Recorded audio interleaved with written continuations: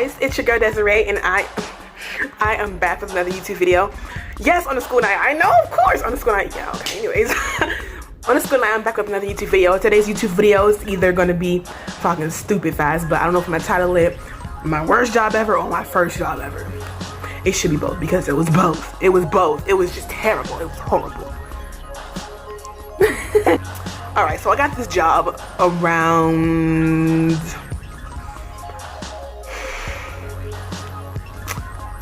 this time last year, so like around November, late November, early December 2016, and it was with a catering company. I'm not gonna say the name because I'm not gonna do y'all like that, because y'all are cool people. Y'all just don't know how to treat your workers.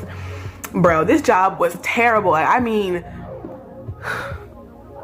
it was so bad. It was so bad.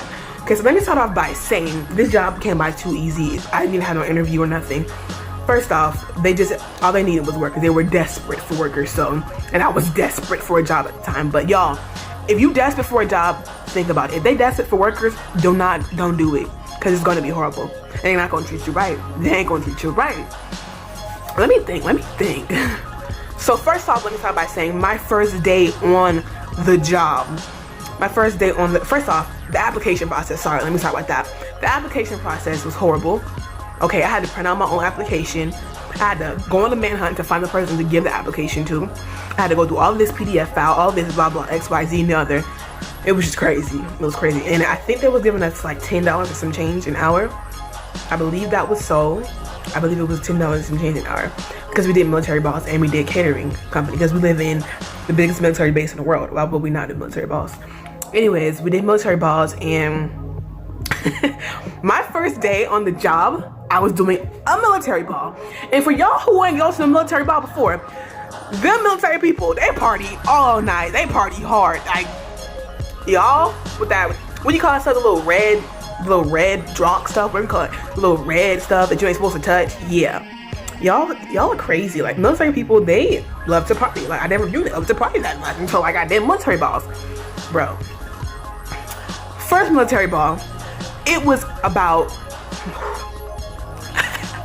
it was on a school night, right?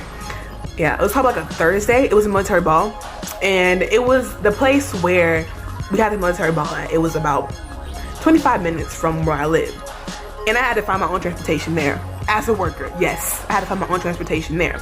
And then whenever I got there, I didn't know which door to go in, so I had to go around and around the building till I found which door to go in. And as soon as I got in, I didn't get no training or nothing. They just handed me they told me to wear a black long sleeve shirt with black slacks and non-slip shoes. So that's what I did. And when I first got in, they gave me a tie. Then told me how to put on this, threw the tie at me, and gave me an apron. So I'm like, okay, I don't know what to do. And then, bro, they said, you have this table, you have this table, you have this table. Okay, that would have been okay if I had training. Your girl ain't had no training. This is my first job ever. I've never done this before.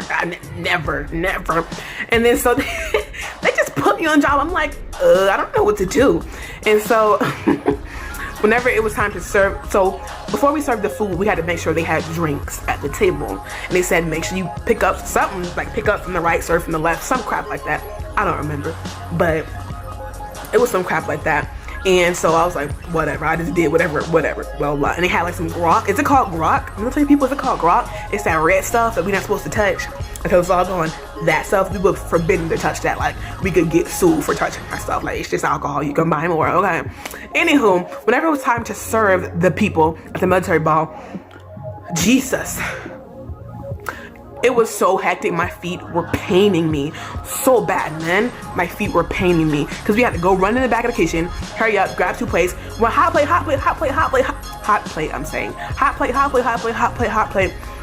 run back to the table, serve them. Here you go, ma'am. Here you go, sir. How you go, sir? Oh no, I have vegetarian dish. Okay, I'll get you vegetarian dish. Okay, you don't have one? Okay, I'll get that for you. Okay, bye. I mean, I do this for about 2 hours straight because there was a lot of people in the military ball, and then we didn't get done until probably like 12 midnight on a school night. So your girl had us going to school. I was drained, so I'm like, I got school the next day. What y'all doing? And y'all, on top of that, we got to eat. We did eat, but we ate outside by the trash cans. and we had to share a cup. Are you serious? So it was about 20 something of us, and we had to share 1 cup to drink sweet tea or water out of. Are you serious? And we had to eat our food outside by the trash cans. We couldn't eat inside. I'm like, yeah, I'm not gonna be here for long because y'all are horrible. Y'all are terrible. That check is looking kind of nice, but my first job, it was looking kind of nice. Okay, but anyways, it was it was just terrible. It was horrible. And from that point on, pretty much every military ball was the same. And for during the summertime, Jesus, oh my, the summertime was horrible. It was so bad, y'all. It was so bad. Oh, okay. So first off, y'all know I live in the biggest military base in the world. That's what they say. I don't know if that's true. I don't care to know either. But, and it's Fort Hood. It's Fort Hood, and you know how Fort Hood, they have, what do you call it? Fields, yeah. In the field, like the field where people come from out of state. Soldiers come from out of town for the summertime, like for a field. You know, y'all know what I'm talking about. I don't know what it's called. It's like in a big old field, like with a whole bunch of land, and then like we had to set up, and then okay. Right, so it was a field, and then they had tents up, like barracks, like tent barracks. Yep, y'all know what I mean. Y'all know what I'm talking about. Like tent barracks, and we was in like a tent with a kitchen and all that stuff. We was in that, y'all. This field was all the way in the boondocks. I'm telling you, we had to go through mud, bumps, lumps, crumps, all that stuff just to get to the field. No, she not give us transportation. And mind you, this place was about an hour. It took me about an hour to get there.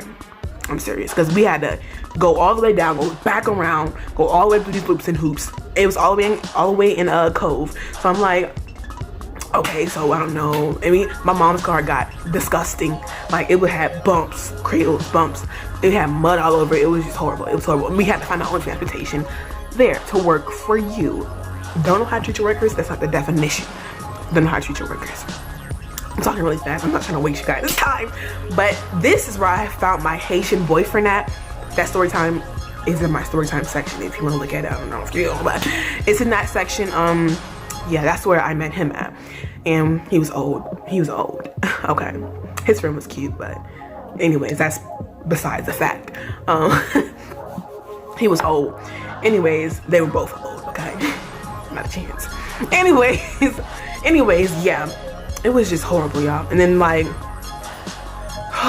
it's just so much. We had these big Keith truck, the blue Keith truck. Y'all know what I'm talking about. We had to go inside, all the way inside the freezer, get stuff out, almost bust our behinds on the floor in the mud, stepping in poop, all this stuff in the porta potties. We did more than we was getting paid for. Trust me, honey. Trust me. We was taking out the trash, doing all this stuff. We just supposed to be catering. We just supposed to be serving food. And then they're talking about some lower down your portions on this because y'all, I'm telling you, this could be the portion size. This could be the portion size right here. Let's say this is the portion size. And then I would give what I'm supposed to give, like for a grown adult man, I'm supposed to give him a full scoop. Because what he gonna do with a half a scoop? I'm giving a grown adult man this much. He's talking about some lower down your portions. I'm gonna show you how much to give. What is a grown man gonna do with this much mashed potatoes or this much green bean casserole? Not a thing. That's not gonna put a dent in his stomach. I'm sorry, I just bit my tongue. Ow! That little bit is not gonna put a dent in a grown man's stomach. Trust me, it's not. I'm talking about something. We're not here to get them full. We're just here to feed them. Baby, we're here to make sure these men eat. Okay, that's what we're getting paid for. Not to have portions, not to give them a whole bunch of gravy and a little bit of meat. That's not what we're here for. We're here to give them what they paid for. We're here to give them what we came here for, which is food, to cater their food, okay? And we always had the same thing: beef tips, green bean casserole, rice. Like, it's just like, yeah, get out of here. Like, I'm just done. I'm so over it. And the thing and we got to eat, but we got to eat over in the corner like little stupid slaves. I'm sorry, slaves are not dumb. Y'all made it too late. If it wasn't for a slave, I would not be here today. But we sitting in the corner like dummies and talking. They trying to get us to clock out early. I'm not clocking out early. I'm getting all my hours, hun. That's just what I came here for. I didn't drive all the way out here so you do have me clock out early. No, that's not a good thing. I don't want to go home early. I want to get all my hours in so I can get all of my money. Okay, money, honey. Okay. Anyways, and Yeah, it was just horrible. And I take safety and sanitation and nutrition classes, and I learned recently that we're not supposed to take food home. After a catering company is done with what they're doing, we're not supposed to take food home, but they let us take food home all the time. So if we would have got sick, we could have sued them. That's none of my business though. Anywho, and they had us cooking. This is not my job to cook. My job is here to cater. Y'all hired me to serve, not to cook, boo. I'm not here to cook. No. And I told this lady, because y'all know, I think I have a video up here, because you guys know I have seizures, right? In case you didn't know, you know now.